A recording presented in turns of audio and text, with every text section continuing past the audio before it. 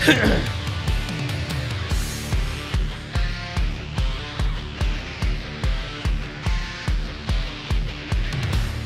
right, it is a Wednesday, August 13th.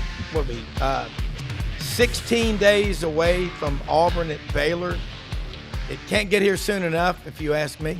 Rob Browne, Ronnie Sanders in Birmingham, Kevin Scarbinski in Birmingham. Kevin, I'm going to throw the ball to you. Quick hitch route. What's going on?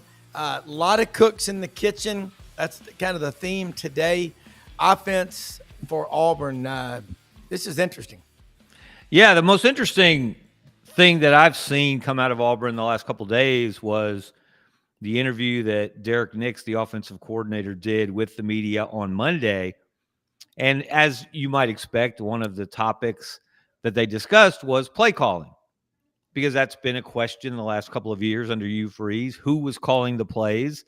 How were those responsibilities divided? And Derrick Nix provided an answer that has a lot of people talking.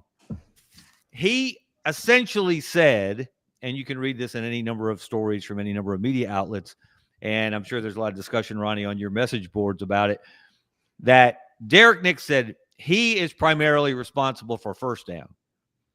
And Kent Austin, the quarterback's coach, is primarily responsible for third down. And Hugh Freeze is the ultimate overseer of the operation. He can veto any call at any time. He can make any call at any time. But he often takes over on second down. Now, to a layman, to an outsider, that sounds like a recipe for chaos. Ronnie, you've got some insight into this that we don't have from having been on the other side of the meeting room doors. Can you paint this picture for us on how this actually works? And does that sound crazy, the way Derrick Nix described it, the way Auburn approaches play calling? If they're actually calling it that way. My guess, and I don't know, we'll do some more digging and find out, but my guess is that it's Derrick's job to do breakdowns and be responsible for first down and what he likes and what they don't like. And then Ken Austin will do the same thing for third downs. I have a really hard time believing that that Derrick is calling first down and Freeze is calling second down and Ken Austin's calling third down. I just know from my experience when I was at Auburn, Terry took input from Jimbo and Rodney Allison and Tommy Bowden and Trickett, and everybody was yelling in the headsets. In fact, I think they had to give Trickett a different headset so that Terry could swap over lines. But he took input, but he had the final call. He made the call. And they, the idea was to get it in quick, okay, what do you like next play? Boom, boom, boom. And, you've got your breakdown. So you're also self-scouting. You've got all those numbers. You've got people in the box that are telling you what, okay, here's what it looks like. Here's what works. Here's what we liked on film. But now when I got to Florida, Larry Fedora wanted it. I mean, he wanted everybody to be quiet. When the defense was on the field, then they talked. But when the offense was on the field, he wanted everybody to shut the hell up, as he put it. It was different everywhere. I mean, Jimbo at LSU, it's kind of Jimbo called the plays, but Stan Hickson was a receivers coach. He was really good. You had Trickett on the offensive line, and I can promise you that Trickett wasn't being quiet. So it works differently everywhere, but I've never seen it. I've never seen three guys call plays. That would be new for me. Now 3 guys having input, yeah, but 3 guys calling plays, that would be a different setup than what I've experienced. What from both of y'all, Derrick Nix, 16 years was at Ole Miss. I don't think he ever was offensive coordinator. Look at Freeze's background calling plays. But the one that's been kind of muzzled, Ken Austin. I've followed him. I watched him play in high school. Hell of a player at Brentwood Academy. Had a great tight end on that team, Jimmy Hockaday, that signed with Georgia. Brentwood Academy state champions, one of many. But what about the role? If you've got all this, it could be chaotic, but you just laid it out there, Ronnie. I mean, it's been done before. And, Kevin, if you had Derrick Nix here right now and you had Hugh Freeze and you had Ken Austin, what would be the number one question you'd want to ask him? Well, I'd ask for some clarification on exactly how this plays out on game day. Yeah. This has been, and I think one of the reasons that I've seen some blowback from Auburn fans who are very nervous after hearing that description by Derrick Nix, and it gives them less confidence than maybe they had before they heard that this is going to be a successful offensive operation. We can all remember when Gus Malzahn was the head coach, and it wasn't so much 2 or 3 different guys with input. It was, Gus, are you going to call plays this year? Yeah, he's going to call plays this year. And then next year, no, he's not going to call plays. And it's going to be Rhett Lashley or it's going to be Chip Lindsey. And Gus was going to retire his clipboard, and then he unretired his clipboard. And there may have been some outside should I say interference? Should I say strong suggestions? Input, strong suggestions from the outside on what they would like to see Gus do or not do when things didn't go well. And so naturally, if you're an Auburn fan, you have a little PTSD when you hear this description of the play calling situation. And also, think about 2 years ago, and obviously different offensive coordinator than they had then. But Hugh Freeze was very, ambivalent, wishy-washy. He talked about wanting to call plays, but he didn't want to call plays, and he was going to call some plays, and they wanted Cal, and he offered that he called the winning touchdown pass to Rivaldo Fairweather. Yeah. And it seemed like he wasn't fully in charge, or he wanted to do it, but he wasn't committed to doing it. And that kind of waffling, and Gus pretty much built his own Waffle House in that regard. Yeah. I just think it makes people nervous. And especially when they've seen the struggles on offense, which have really been in the red zone. They've moved the ball. Last year, they were among the better teams in the league in yards per play. But the closer they got to the goal line, the more you saw mistakes pile up. Well, and Kevin, you make a great point. I think, for those who don't know, Terry Bowden's been on with us 3 times, and he was actually, he's going to do a show with us. That's not announced yet, but I guess I just announced it. But he was asking for the breakdowns for the stat sheets for every game last season. And then they've got a cumulative at the end of the year. And he said, going into the first game of the season, that's really one of the best breakdowns you can do, because, you can look at the overall point totals. But then, you take out those 3 games or 4 games that are gimmies. And then maybe you have a bad game here, you take that out, and then, okay, well, maybe it didn't look that bad, or maybe it looks worse. So that's really, and we never really broke that. Well, I never broke that down. I was usually breaking down a kicking game. But that's he makes a great point. It is, it's a great breakdown tool. And, but like I say, there are a lot of things that sound convoluted, but when you really get down on the field, you've got a process for how things work. I think when Freeze first got there, he talked about being overwhelmed just with the recruiting and the dearth of talent. And as it was put to me, not one thing worked right in the building when we got here. And so I think he was overwhelmed with all that, and wanted to give the play calling to somebody else, and then wasn't comfortable with it. I don't see it being a Malzahn situation. Malzahn would start out not calling plays, and then call plays, and then not call plays, and then change his mind again, and in the same season. I don't think that'll be the case this year. I think that Freeze is more comfortable. I also think he's more comfortable with the coaches around him. Kent Austin, outside of Derrick, Kent Austin is really well thought of. Yeah. He's really close to Houston Nutt. I've talked to Houston Nutt at length about him. Houston can't say enough good things. I've talked to other people. He's extremely intelligent, and from what I understand, he's a really good coach. So I think Freeze has got people around him that he feels like he can be successful with. And, I don't think he can go 5-7 this year. But I think they should be improved. We had Houston Nutt on the show yesterday morning, and you're right. He really knows the quarterback position. That's what he was when he played in Arkansas before he transferred to Oklahoma State. Again, Kevin, you look at Auburn last year, and I think this team can win 10 games or more. If they're undefeated late in the season, they're not going to lose.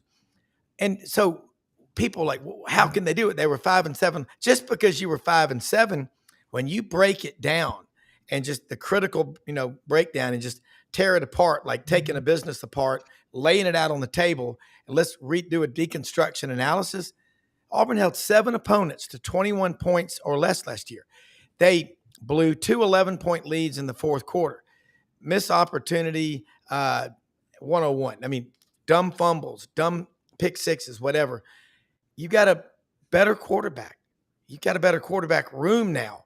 That right there, and if the kicking game, again, McPherson's got to be 100% because Mr. Magoo last year has a booming leg. It just goes wide left or wide right, 13 of 23. I've never seen an Auburn special teams that bad. You fix those things, there's 9 or 10 wins, I think. Well, you've been consistent, Rob. I'll give you credit. You've been very, very optimistic about what's possible this season. And I'll throw out one of those nuggets that a lot of people like to hear. Did you guys know this? I didn't know this till I started playing with the numbers. At least once in every decade, 6 of the last 7 decades, Auburn's had a season where they started in the AP preseason poll ranked 15 or lower, and they finished in the top 5. 6 out of the last 7 decades, at least once. Wow. That's typical Auburn, isn't it? I mean, and 4 of those, and Ronnie, what's even more amazing, 4 of those they started unranked. I believe and finished in the top 5. 93 was one of them. Terry Bowden's first year. And of course, we remember 2013. They were unranked that year. Not only were they unranked in 2013, they didn't even get one of those others receiving votes nods like they did this year. Not a single person put them on their ballot, even at number 25 in 2013. And of course, they were 13 seconds shy of a national championship. So there are a lot of reasons, I think, to believe this could be one of those years. Because right now, and the AP poll came out on Monday, we should mention, and Auburn came in at number 37. If you go down the list, they were 12th among the also or others receiving votes. I looked it up. 3 different people put them on their ballot. One put them at 21, one put them at 22, and one put them at 25. And those were the only votes they got in the top 25. Well, somewhere out there, there's that guy that votes Vandy number 1 every year to win the SEC. Does anyone know who that is? What? I don't. But I mean, Auburn 37th, and then you get all this love affair with Oklahoma. Granted, OU's a powerful logo, but if you look at the Wall Street Journal, Auburn and Oklahoma are both in the 900 to $1 billion value in that category. Ronnie, Jackson Arnold is he's just being, look what happened. Do you remember what happened last year? He lost his entire offensive line, top 6 receivers. It was a disaster. Even Brent Venables was apologetic about him and Michael Hawkins. Ronnie, you've coached a lot. You've been on a staff. Number 4 quarterback in America coming out of high school, number 10 overall player. Did he forget what football is? No, and it really – it reminds me, and I think Jackson Arnold is more talented than, Ben Leard was. But it reminds me a lot of, 98, with Auburn. It reminds me some of Florida when we got there. And you just, when you lose, I mean, 98 at Auburn, if I remember right, we started 6 different centers and lost 5 for the year. It doesn't matter who your quarterback is. I mean, and if you look at the Oklahoma situation, they've completely retooled their staff, fired the offensive coordinator midseason. They brought in a really young up-and-coming offensive coordinator, and then they brought in Kevin Wilson, who's called plays for years, including at Oklahoma and at Ohio State. So he's there as an analyst and is there to bounce ideas off of. So I expect Oklahoma will be vastly improved. And if they're not, Venables will be looking for a job. Yeah, I don't think he can go 5-7 either. So, I think Oklahoma will be improved, but I also think, if you look at that schedule, you look at anybody's schedule in the conference, it's going to be hard for anybody to get out of the league with. I mean, Texas has a manageable schedule, but I mean, it's going to be hard for many of those teams to get out with less than 3 losses if you really look at it. I think Ronnie, if you asked just about any coach in the league, maybe Sark would be different, maybe Kirby Smart. if you said, I'll give you 6-2 right now in the league, how many would say no to that? Not many. No. Not many. Because if you're 6-2 in the league and then you win all your non-conference, you're in the play. You're 10-2. You're in the playoff. Yep, no doubt. And the interesting thing is, would Kalen DeBoer take it? Would he take 6-2? I think that's a swing. That's a swing one. That could go either way. I'm not sure he would say yes to that, but I'm not sure saying no to that would be a good thing. It's going to be really interesting just in the state, not just in the SEC, but in the state, where this thing goes. Because right now you've got two programs that are really at a tipping point. I mean, if Auburn can get over the hump this year, does it look like, does Auburn have an extended run? I think that's been the problem for as long as I've been alive. It's great, and then it's not. Then you have a great year, and then you fire your coach. Alabama's a little bit different. I mean, what does that look like, Kevin? What happens if they come in and go 8-4, even 9-3 and miss the playoff? It gets really, really interesting in this state when things like that start to happen. And neither team has a proven quarterback. That's right. Alabama announced the other day that Ty Simpson is going to be the starter. That was a surprise to no one. Everyone expected that he was going to be the guy. He's in his fourth year in the program. He couldn't beat out Jalen Milroe. He had multiple opportunities to do that. One under Nick Saban in his last year, one under Kalen DeBoer in his first year. And especially last year, while Saban did bench Milroe 2 years ago after the Texas loss, and then they almost dropped another one to South Florida the next game. And actually, Ty Simpson kind of saved things. Remember the Notre Dame backup they brought in, Tyler Buckner, and he was absolutely awful when they went to South Florida. And Ty Simpson kind of saved the day. But you don't really have much of a book on him. He hasn't gotten much playing time, let alone much serious playing time in 3 years. So he's got a lot to prove. Jackson Arnold, you have more of a book on Jackson Arnold. He's played a lot more. But again, we have to weigh the circumstances that he had to deal with last year at Oklahoma. Well, Kevin, I think you're 100% right. I talked to one of their coaches last week, and the young kid that's behind Ty Simpson, they think is really, really good. They think he can be not good, but great. Is he ready? They don't think so. No. And so, but sometimes you have to be ready. I mean, I go back to, we signed Chris Leak, and we were down to Chris Leak and Jamarcus Russell at Florida. And we told both of them, whoever commits, we're taking one of you, and you're going to start.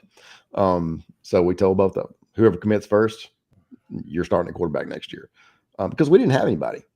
And Alabama's not in that situation. You want to have a guy ready, and we were happy with Chris because he was a mature kid, and ended up winning a national championship with Urban Meyer. But you've got to bring guys along slow. I mean, for Jackson Arnold, for me, if he comes out and plays well against Baylor and they manage him the right way and they build his confidence, then that's really, really important. If he comes out and throws 3 interceptions and fumbles twice, I'd be really concerned about the rest of the year and about his confidence.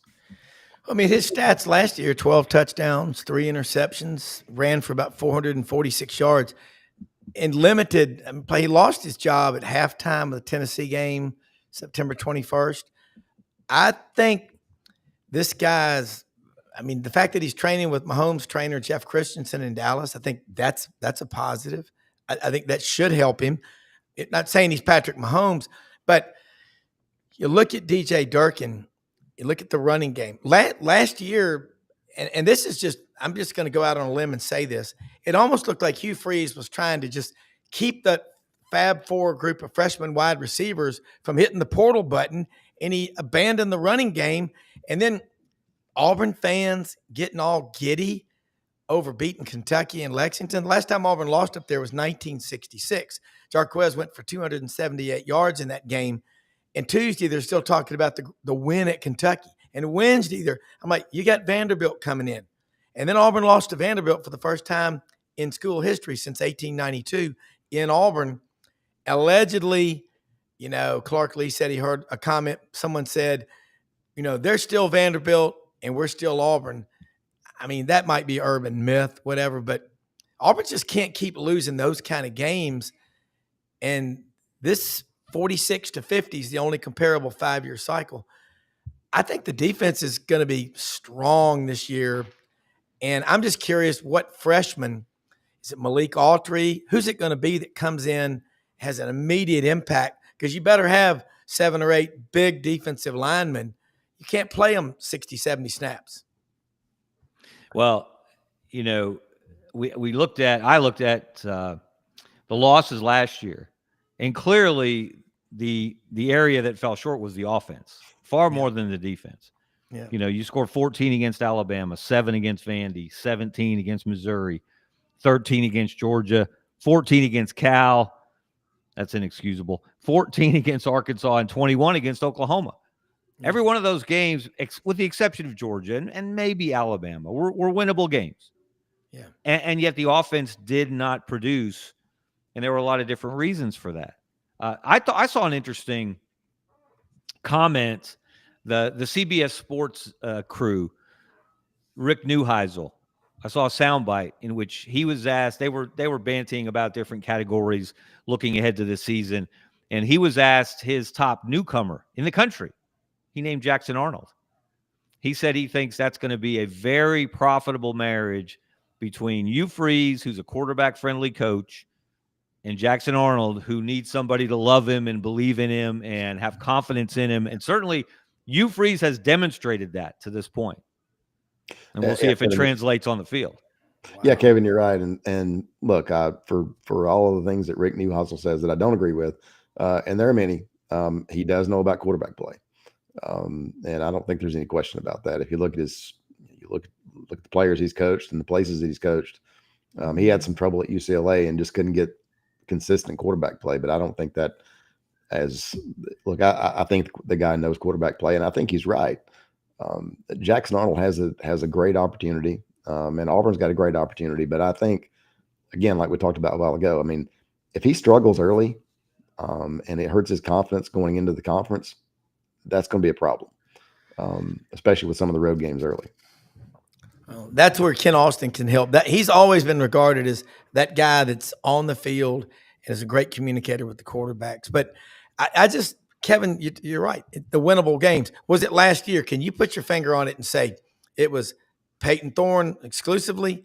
It was the offensive line exclusively? But whatever it was, the running game, if you're absent the running game in the SEC, you might win 1 or 2 conference games, and you'd have to have some bounces go your way. I'm just curious. I've watched Hugh Freeze for a long time. At Ole Miss, he was never really committed to the running game. He had a couple of good 10-win seasons, I think, at Ole Miss. Other than that, he's been an 8-win coach. But let's not forget he was at Ole Miss. I know. I know. And the other part of that is, look, it's hard to win 10 games if you can't run the ball. Yeah. But I think we averaged 96 or 98 yards a game in 97 at Auburn. Maybe we won 10 games and pissed away the championship game. Yeah. And so, can it be done? Yeah. I mean, it can be done. It's hard. But if you got a dynamic quarterback like we did with Damian, and you've got some pretty good receivers and your defense plays solid, then, and again, it depends on how good everybody else is too. But you got to think too, the running game is always important, and it can be such a stabilizing force and such a confidence building force for your quarterback, especially when you play 3 of your first 5 games on the road. Absolutely. That's something to really pay attention to, because you're going to play a night game at Baylor with a new quarterback. Everybody's learning everybody still at that point. And even when they get to Oklahoma, and that Oklahoma game, so many people are so high on John Mateer, their new quarterback. And you mentioned the offensive coordinator who came with him. They obviously already have a working relationship and a bond. That game, to me, of those first 5 games, the first 3 road games, and then A&M after that, after Oklahoma, that Oklahoma game, to me, could be the swing game of the season for Auburn. I know it sounds crazy because it's still very early, but you got 2 programs that are trying to get back to where they expect to be.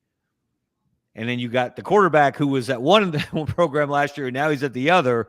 And now he's got to go back to the scene of the crime, if you will, according to some Oklahoma fans who probably still blame him far more than they should for last year. But to me, even if whether you win or lose Baylor, obviously you want to win it. Get off on the right foot.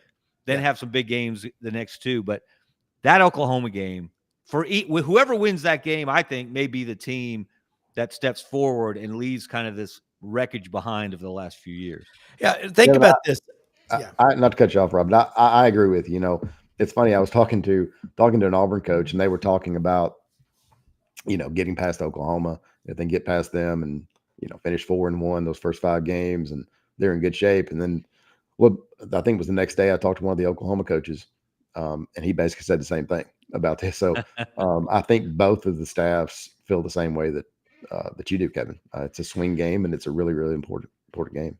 You know, here's something to tell you what a great job that 97 Auburn team. I was thinking about this. You couldn't run the ball. Your leading rusher, if I remember correctly, was Rusty Williams out of Moncks Corner, South Carolina, 77 carries for like 278 yards. I think your second leading rusher was Fred Beasley with 55 carries. I remember this, like 248.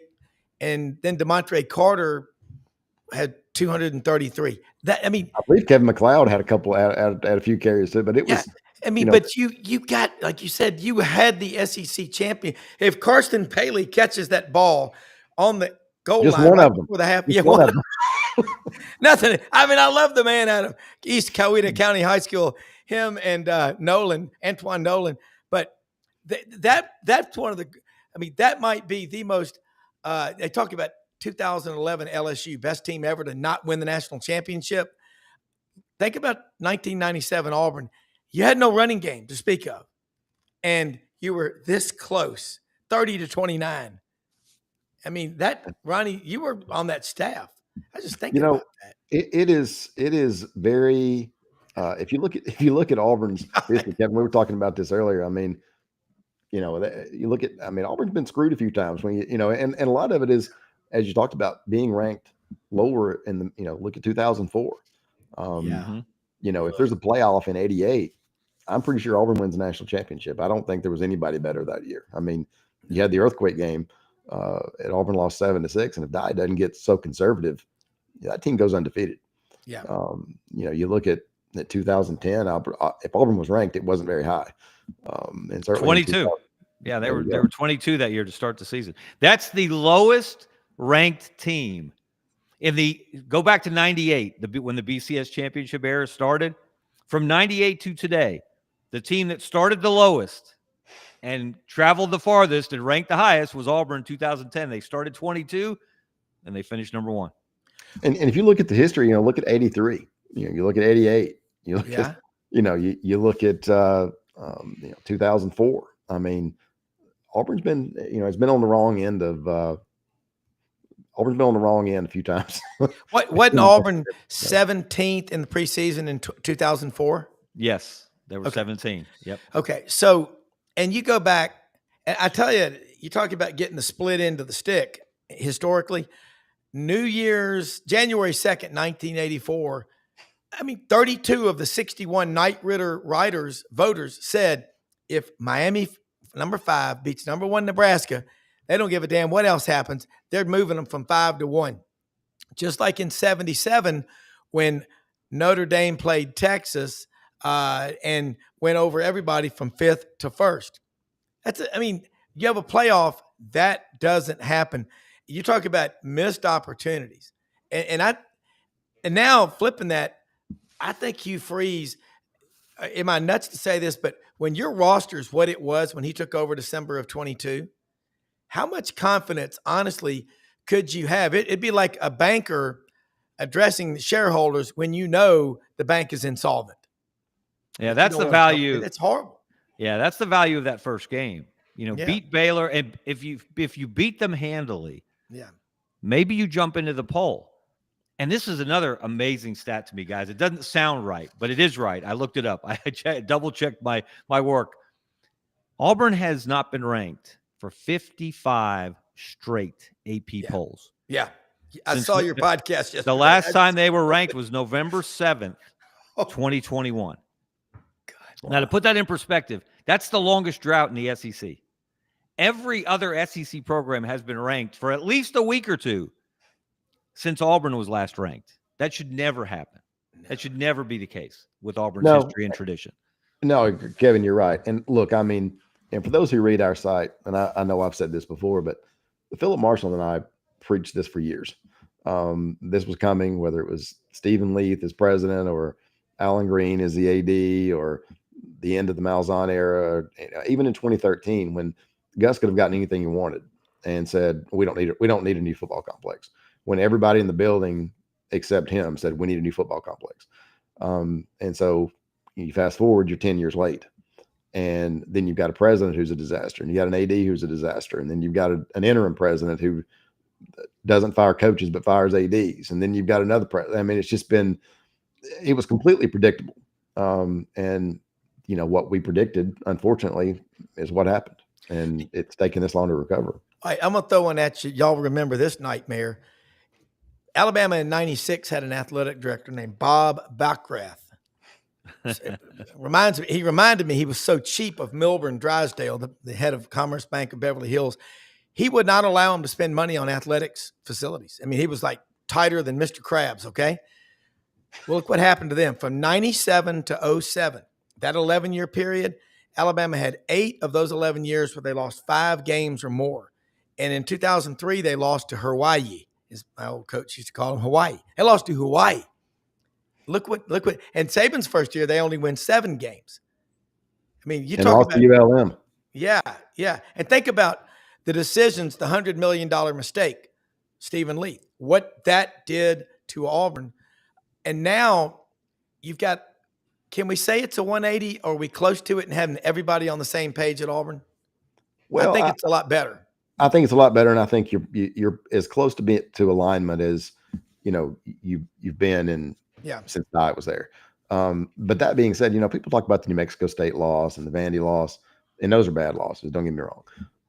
But our first year at LSU, we lost to UAB, and we're not talking about UAB now. We're talking about UAB when they were running the football program out of a concrete building that made a Louisiana rest stop look nice. The old dentist office. Yeah, I mean, it was brutal. And it actually was an old dentist office. I mean, the levels were not even. Oh, it was so bad. What Watson Brown did there, they had facilities that were worse than a lot of high schools in the area. Oh, they were worse than my high school facilities. And it's not. It wasn't even close. But we lost to a bad UAB team, But hey, 2 years later, or the next year, Saban wins the conference championship, and I think 3 years later wins the national championship. So, I don't put much stock in a loss from last year or 2 years ago. I mean, you're in a better place than you've been in. I mean, hell, what? I mean, a long time. I mean, at least 5 years, or probably longer. Can I share a story with you guys, Ronnie? You just sparked it with that memory of UAB 13, LSU 10. Rhett Gallego from UAB kicked the game-winning field goal late. And the next couple days later, Jimmy Sexton told me the story. He's Saban's agent, of course, and was then, still is. He's in Baton Rouge, and Nick is inconsolable. He is so distraught over losing to UAB. I can swear to that firsthand. You can describe the aftermath of what and the what the spillage from that his disgust, but it was not a pleasant Sunday or Monday or any other day of the week. So Sexton tells me he's in Nick's office, and Nick can barely lift his head. He's so upset, and he says to Jimmy Sexton, Jimmy, I don't know if I can win here. That's how down he was. And the next week, you guys, if I recall, you guys beat Tennessee, which was ranked. I've still got a picture, and then we beat Alabama in Baton Rouge for the first time in 30 or 40 years. I forget how long it was now, but I've got both of those framed in my office in here. So Nick Saban had some serious self-doubt in his first year at LSU after the UAB loss. But everybody on that staff did. We walked in, and Nick told me later on, he's like, he said, when we got to LSU, he said, we had players, and he was right. He said, mentally, they were expletive deleted, but mentally they weren't there. But, we took everybody for a psychiatric evaluation, and that's the mental part of it. We did all that stuff there too, but they were just kind of beat down. I mean, the DiNardo thing didn't end well. But we had pretty good players, and we ended up winning, I think, 8 and going to the Peach Bowl. We won in the Peach Bowl. So, and then the next year he completely flipped it. But the whole staff was concerned. If you remember, a bunch of those guys left. I left. Freddie Kitchens left and went to, I believe he went to the Cowboys. He was a GA. Then you had Jimbo almost left and went to West Virginia. Trickett did leave and go to West Virginia. Sal Sinceri left and went to West Virginia. Phil Elmation got fired. You had a bunch of guys that left and said, hey, this is, but Nick took a little bit to get things settled. I mean, I can't tell you how convoluted it was. I mean, I'm in grad school and you try to go pick up your books. I mean, it went downhill from there. But I mean, it was, everything was a mess. Whether it was player living situation, which we got fixed, whether it was player training table, whether it was practice. I mean, you name it. I mean, Nick got the new facility built, but the whole thing was a mess. But it took a while. It took a little bit. And I think the same thing's true with Freeze. What is it going to take for Auburn to be consistent? I mean, you look at since 2011, I think it is the stat that's pretty cool. South Carolina has more 11-win seasons than Texas, Auburn, LSU, Tennessee, A&M, Ole Miss, Florida. Yeah, and you're like, how does that happen? But, from 11, 12, and 13, South Carolina did it 3 years in a row. Why does Auburn struggle with the consistency? You've got resources. You've got the best fans in America. You don't lack for money. You're right in the middle of where everybody in the country comes to recruit. And the commitment, you got to have a president, trustees, and all on board. But do y'all sense something different about what's happening at Auburn now? I mean, both of y'all know y'all have looked under the hood more than once. Well, I think one thing is everybody's aligned at Auburn, and we talked about that just a minute ago. That's the first thing, and I think that's really, really important. But the other thing is, can you build stability? I mean, it's been up and down, and there's not a program in the conference that has had more ups and downs than Auburn since 1989. Yeah, I mean, it has been a roller coaster. Whether Dye is pushed out, and you're on probation. Terry turns around, goes undefeated, wins his first 20 games. You have a 10-win season in '97, and then the bottom falls out in '98, and Tuberville gets it going for a couple of years, and then he gets run off, and then you've got Chizik wins the national championship 2 years later. He's gone, and it's been a tough deal for Auburn fans. But consistency, I mean, there hasn't really been any consistency since Dye. And I'm not sure how much consistency there was before then. It was before my time, but looking back, Auburn's kind of been up and down over the whole history of the program. Yeah. And another thing too, and I don't know that people really emphasize this enough, but since Kirby left Alabama and went to Georgia, and he got Georgia hitting at peak efficiency, and you had Saban with Alabama hitting at peak efficiency, you're surrounded by those two. You got to play those two every single year. There is not a program in America in that period in particular that has had a tougher pair of games to play every year. And since they changed the schedule a few years before that, and now you got to play them both on the road 1 year, you get them both at home, but that's still no day at the beach. Yeah. But then you got to play both of them on the road in the same year. No one else has had an assignment that tough to deal with. And I think the other thing, Kevin, is if you look at the other 6 programs historically good 5 programs in the conference, Alabama, LSU, Tennessee, Florida, Georgia, all those are the state school. And then you bring in Oklahoma and Texas, and it's the same thing. If you look around, there aren't many places that aren't the flagship university of the state that have had the success that Auburn's had.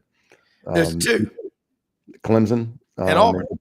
Clemson and Auburn, and Clemson's put Clemson in the SEC, and how many national championships do they have? I don't know, but I'm guessing it's not as many. Yeah, no, I mean that's a great point, because Auburn people, well, you take pride that Auburn plays this tough schedule, but I mean, you go back, the lack of respect in that. Go back to 1972. Alabama's 6-1 or 7-1 in the conference, but Auburn only played 6 games and went 5-1. Well, Auburn wins the head-to-head. I don't think anyone in the world that's been living doesn't know they won 17-16 in 72. But Alabama claims the SEC championship. And remember, they used to say, well, we're going to play Vanderbilt every year to help the gate. We'll give half the proceeds to. They don't need your money. They've got billions in an endowment. It's a private school.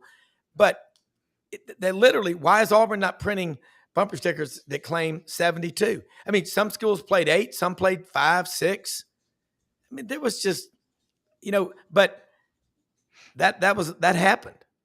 Yeah. Well, I think coming in, look, there's some movement on the recognizing national championships. I'm not sure, exactly when that's going to happen. It wouldn't shock me if it did happen.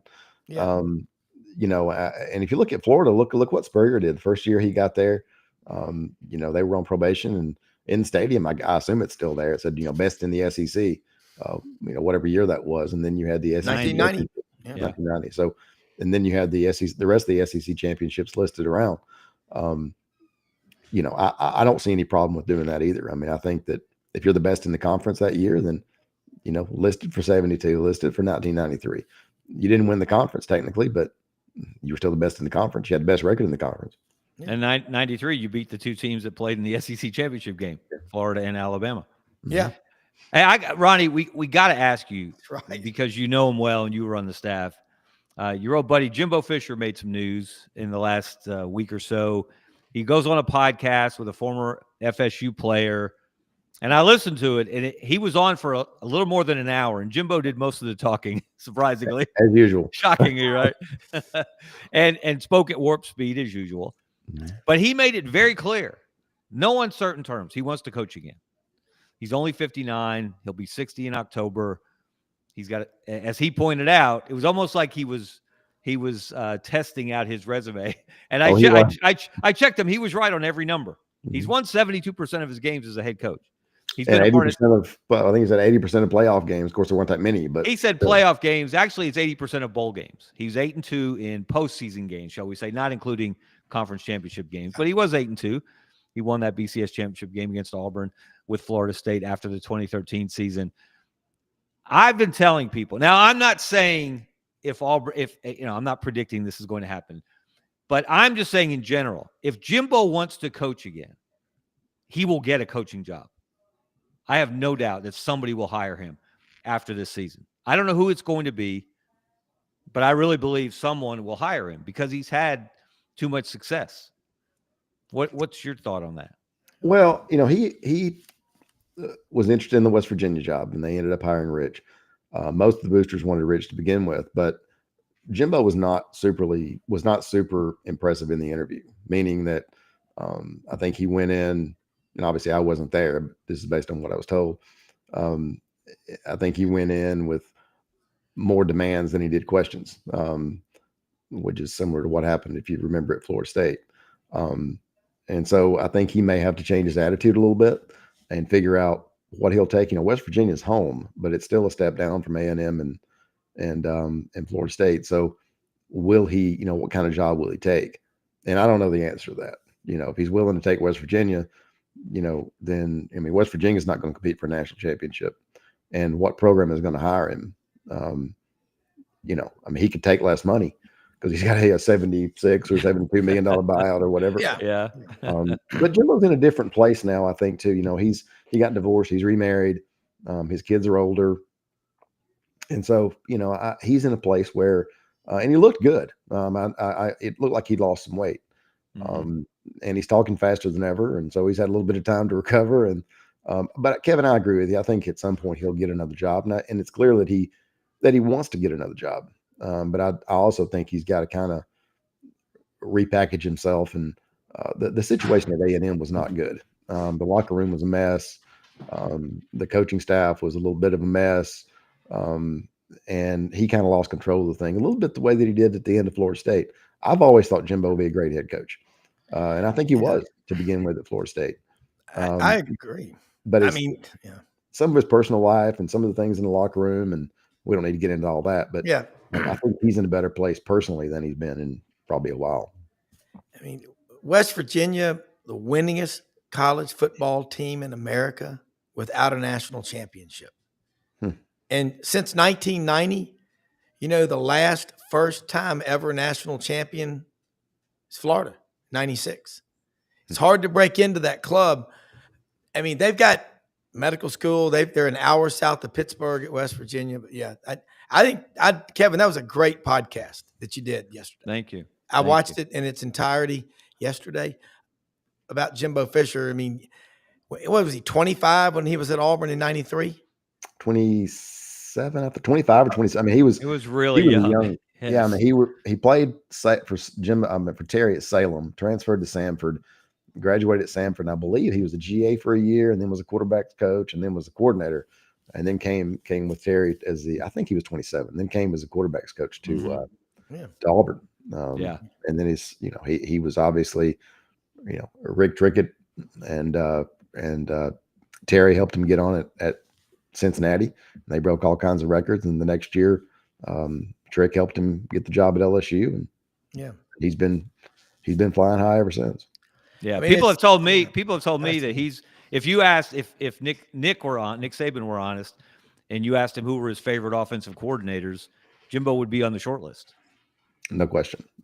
He would not be on Les Miles' list. By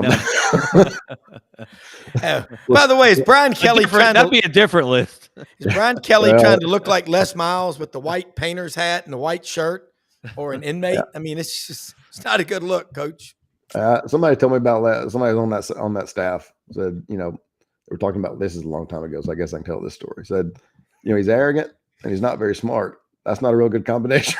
Woo! That's like being mean, dumb, and poor. That's not a good combination. I mean, I just think I hope Jimbo gets a job in coaching. I mean, but I think it's almost like a childhood actor. There's McConkey Conkin or whatever from Home Alone. He I don't know what happened to him. And then there's Jerry Mathers as the Beaver. He turned out great. He didn't go crazy. But you start out at 26. You're an offensive coordinator, and your first year at a program like Auburn, you go 11-0. Win your first 20 games. And the Bowdens adopt you as the coach in waiting. I mean, that's, maybe, Kevin, you're right about it's a reset that he's doing now. And he has gone back, he and Terry Bowden have made peace. He's made peace with the Bowden family. And that was an issue. Good. And so he's gone back and kind of, not with everybody for sure. He's pissed a lot of people off over the years, but he has gone back, and I actually think Terry reached out to him, and they've buried whatever hatchet there was to bury. But I think he's back fairly close to the Bowden family again. But look, he used to stay at Coach Bowden's house when they'd go down, and they did Bowden Academy, and Jimbo was always working it. And those guys were super tight.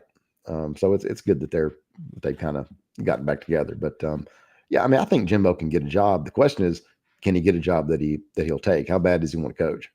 And you look at Dan Mullen. Obviously Jimbo's more accomplished than Dan Mullen, but I mean, Dan Mullen goes out and takes a job at UNLV. Hell, they can't even pay his contract. Yeah. But how bad did he want to coach? And his thinking from the people that I talked to close to him is, let's go out there for 2 years and then we'll flip it. I don't think his wife really wanted to go. But he's like, okay, we'll go out there for 1, 2, 3 years, flip it, and get a big time job. I'm not sure Jimbo's wanted to go live in Las Vegas or something. I'm not sure he's wanted to take one of those kind of jobs, but I could be wrong. It depends on how bad he wants to coach. Yeah. I mean, next question is with Auburn having to play, there was the push obviously to get the Georgia, you had a bye or a weaker opponent, and then Alabama, one on the road, one at home. After the A&M and Missouri came in the conference, has Auburn engaged in hey, can we get it back like it used to be? And was it a smart move for Auburn to move Georgia from mid-November when you replace them with a program like A&M or it's LSU? I mean, was that just a jump ball, and maybe could Auburn go up and lobby Birmingham to get it back like it was? That might help? Any possibility? Go ahead, Kevin. I was just going to say, just from a historical perspective, I miss having those 2 games at the end of the season. I do too. And I go back long enough to remember what Pat Dye called Amen Corner. He threw Florida in there before Georgia. Yep. And you talk about running a gauntlet, having to play those 3 programs. And Florida wasn't Steve Spurrier Florida or Urban Meyer Florida then, but it was still Florida, and they had talent in that state and on that roster. So I miss that. And I wonder, would it be better for Auburn to go back to the way it was when they played Alabama at home, Georgia on the road, and vice versa, rather than having them both on the road one year and both at home the next year? Kevin, I agree with you. I think that, personally, I like that better. I think it gives you more balance to your schedule. I also think, like I miss Amen Corner, as Dye used to call it. Mm-hmm. I miss those last 2 conference games being Georgia and Alabama, but I'm more of a traditionalist, I guess. I do think it probably helps Auburn and Georgia in the sense that you're not playing the 2 biggest rivals back to back and then turning around and potentially playing in the SEC championship game. I know that a lot of people listening to this podcast are not friends of Danny Sheridan, but he makes a good point. He's always said, look, your team can get up for 3, really get up for 3, maybe 4 games a year. The rest of them, you may have them ready to play, but emotionally, you can't get up 12 times. You just can't. And so in that sense, if you're playing your 2 biggest rivals, it's probably good to have a little bit of break. Is A&M, can A&M be as good, or whoever you end up with in that game, can they be as good as Georgia? Yeah, but chances are they're probably not right now, and chances are it's not going to be nearly as emotional a game for you. Good point. That's a good point. Yeah. I do. Novembers were cool. Mid-November, a break or a smaller opponent, and then Bama. But at least have 1 at home and 1 on the road. If you're not going to move the dates back like November at Amen Corner, couldn't you go back and say, hey, let us have 1 at home and 1 on the road? What would it take for that to happen? Because it could happen, I guess. Kevin, you probably speak this better than I could, but maybe if Freeze starts the cough like Dye used to have, maybe that'll. But there's so many more factors involved now. Obviously, you got 16 teams. We don't know. The SEC doesn't know, or at least they haven't told us whether they're going to stay at 8 going forward or going to go to 9 conference games. Yeah. They're not going to go to 9 at the point of a bayonet held by the Big Ten. I can tell you that. And the Big Ten throwing this tantrum that, we're not going to agree to the 5-11, 16-team playoff model unless the SEC goes to 9 games. That's not going to influence the SEC to go to 9 games. They're going to make their decision based on what they think is best for them. So there's just so many different factors involved. I don't think we appreciate. We always complain. I do it. Everybody does it at times about the way certain things fall on the schedule. How Texas got such a break with its first 2 years in the league, and Oklahoma did not, of the 2 newbies. But it is a very, very difficult assignment to try to balance those schedules year in and year out. And who knows how long a rotation they're going to go for. Are they going to put together another 2-year stopgap rotation for the next 2 seasons, 26 and 27? Are they going to go beyond that? There's still a lot more unanswered questions than there are answers.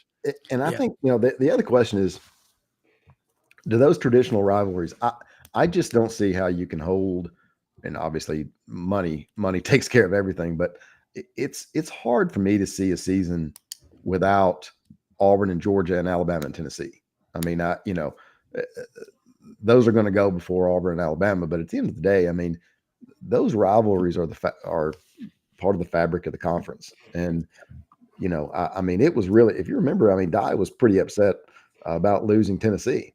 Tennessee, Florida, Georgia, Alabama were Auburn's biggest rivals. So he was upset about losing Tennessee and even more upset about losing Florida. So, I think losing Georgia really takes away not only from Auburn and Georgia, but from the SEC and from a national perspective. I just think it's a really great game. Same thing with Alabama and Tennessee. If those guys aren't playing every year, to me, we're missing something. Well, Means you're stripping the soul of the conference. It's what makes it authentic. Is again, Auburn, Tennessee, growing up in Memphis. If Auburn lost to Tennessee, we come home, there'd be 100 smashed oranges in the driveway. I mean, that's just what they would do to us. But I think, going back and thinking, I see these points that somebody said about you had to play Georgia a week off or easy opponent, then Bama. Look what happened in 2017. And then Auburn goes and they're beat up when they play Georgia.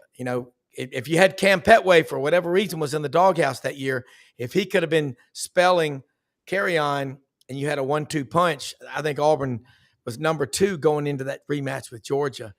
It makes great stuff, but you're right.